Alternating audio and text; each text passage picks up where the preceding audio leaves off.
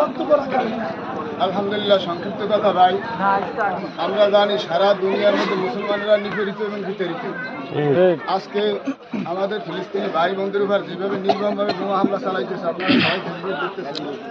যদি আপনার আমার ছেলে মেয়ে, আপনার আমার ভাই বোনদেরকে এভাবে হত্যা করতাম, আমরা কি করতাম ভাই? আমাদের চোখের পানি ছাড়া কিছু আছে? এজন্য আমাদের হাতে শক্তি না থাকলেও আমরা যে ইসরায়েলি পণ্যগুলো আছে ওগুলো বর্জন করতে রাজি আছি না ইনশাআল্লাহ? আমি বাজার কমিটির সভাপতি এসএম তুহিনকে বলবো, কারণ সবার কথা মানুষ শোনে না। তুহিন যদি চায় যে ইসরায়েলি পণ্যগুলো আমাদের বাজারে না আনো, যেমন আলিপুরে হয়েছে 10 দিনের মধ্যে ইহুদিদের পণ্য যা আছে তা ফেরত দেবে, আর 10 দিন পরে আর বিক্রি করতে দেবে না। আমি এতটুকু চাই, বেশি কথা বলবো না। তুহিন যদি এটা চায় যে এই জায়গায় এরকম আলটিমেটাম হোক, 10 দিন 15 দিন হোক, যে বা 5 দিন হোক, যে যেইগুলো আছে ওগুলো বিক্রি করে দেবে আর না কিনুক ভবিষ্যতে। ভাই আপনারা কি চান যে আপনার উপরে বোমা ভরুক? ভাই না, সারা দুনিয়ার মুসলমান মরুক, এটা কেটা কেটা চান করে? আমরা সবাই চাই বাঁচতে নাকি?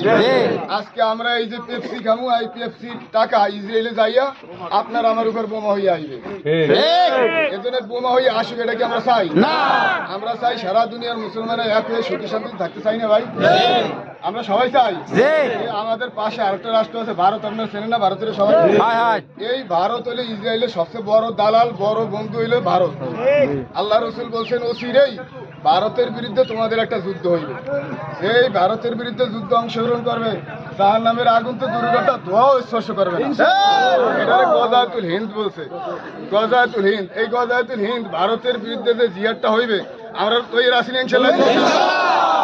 ভারতকে কঠোর হস্তে, ইসরায়েলকে কঠোর হস্তে দমন করা হবে ইনশাআল্লাহ। আমাদের সবাইকে আমল করার তৌফিক দান করুন। আমিন। বিসমিল্লাহির রহমানির রহিম। কুল জাআল হক ওয়া যাহাকাল বাতিল ইন্নাল বাতিলা কানা যাহুকা। আলহামদুলিল্লাহ, প্রিয় উপস্থিতি, আপনারা সকলেই জানেন আমরা এই জায়গায় কেন আসছি, সবাই জানি ইনশাআল্লাহ। আসলে যখন হক দুনিয়ার ভিতরে আসবে, বাতিল থাকবেই সবসময়। কি বাতিল ছিল কি ছিল না? ফিরাউন ছিল কি ছিল না? হামান ছিল কি ছিল না? নমরুদ ছিল কি ছিল না? নমরুদের মধ্যে এত বড় ক্ষমতা ছিল, আল্লাহ তাআলা দমন করতে কি করেন না? মালিক বলছেন কুল জাআল হক ওয়া যাহাকাল বাতিল। যখন হক প্রতিষ্ঠিত হয়ে যাবে, হক যখন দুনিয়ার ভিতরে বাস্তবায়ন হবে, বাতিল মাথা ছাড়া দিয়ে দাঁড়াতে পারবে না, পারবে না, পারবে না ইনশাআল্লাহ। পারবে বলেন? আমরা এখন জানি বাতিল বর্তমানে যে অবস্থান নিয়ে আছেন, আমরা সকলেই জানি ফিলিস্তিনের ভিতরে কি অবস্থা চলছে, সকলেই মিডিয়ার ভিতরে আমরা সবাই দেখছি কিনা কিনা আমাদের কর্তব্য